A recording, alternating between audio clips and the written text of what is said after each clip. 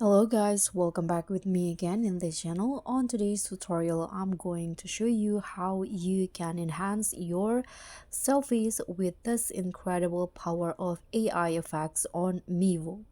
So in here, I've already on the Mivo apps. To find the effects for your selfies, you can just click on the AI photo girl category or boy. You can just choose which one based on your gender here. You can choose. There are so many portrait selfies effects that you can use for your photos. So for example, in here I'm going to just use this one. You can click on the effects and tap on click to use this yellow ones right here.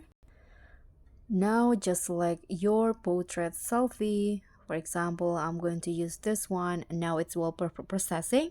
You can just wait until it's done. So this is the result from my photos. You can see it will look like the facts that I choose before. So you can try your own by using the Mivo apps. So that's all. Thank you so much for watching. Don't forget to like, comment, and subscribe. Also click on the thanks. Bye.